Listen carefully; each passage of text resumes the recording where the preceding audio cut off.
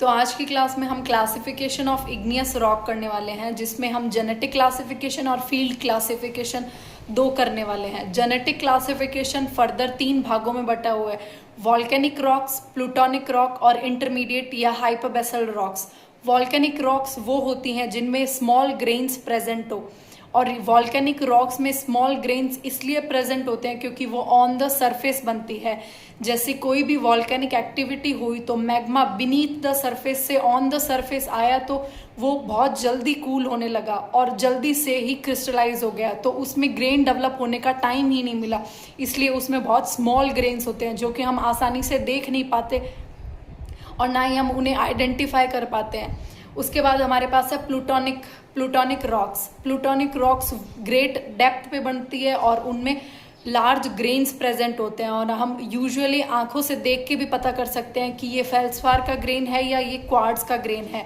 और ऐसी रॉक्स बनने के लिए बहुत टाइम लगता है, ये इनकी कूलिंग प्रोसेस बहुत स्लो होती है, जबकि वॉल्केनिक रॉक्स की कूलिंग प्रोसेस बहुत फास्ट होती है, इसलिए उनमें ग्रेन साइज बहुत छोटा और प्लूटोनिक में ग्रेन साइज लार्ज होता है क्योंकि वो काफ़ी धीरे धीरे कूल होते हैं इसलिए। फिर हमारे पास है हाइपरबेसल या इंटरमीडिएट रॉक, जो कि दोनों के बीच में मिलती है, ना ही तो वो वॉल्केनिक होती है ना ही वो प्लूटोनिक होती है, तो दोनों के बीच में मिलती है, इसलिए उसका नाम है इंटरमीडिएट। तो उसमें नॉर्मल सी बात है, दोनों के कैरेक्टर प्रेजेंट होंगे। तो एग्जाम्पल है हाइपरबेसल का डोलेराइट और वॉल्केनिक का बेसाल्ट एंड ब्रायलाइट, प्लूटोनिक का ग्रेनाइट एंड गैब्रो।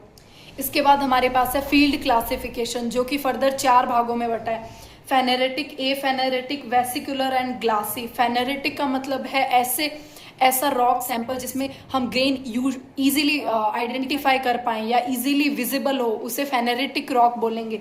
एग्जाम्पल है ग्रेनाइट।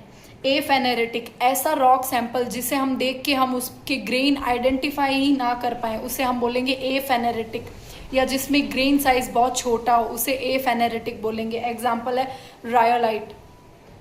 फिर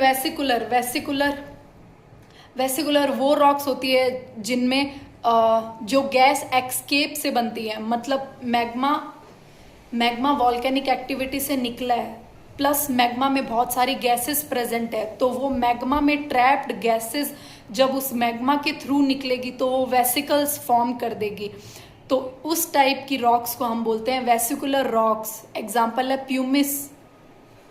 glassy rocks usually under the water बनती है। सपोज कि कोई भी वॉल्केनिक एक्टिविटी ओशन में हुई है, तो ओशन में होने के कारण वो ग्रेन्स डेवलप ही नहीं हो पाएंगे और एक ग्लासी सरफेस फॉर्म कर लेंगे, तो उसे हम बोलते हैं ग्लासी टेक्सचर,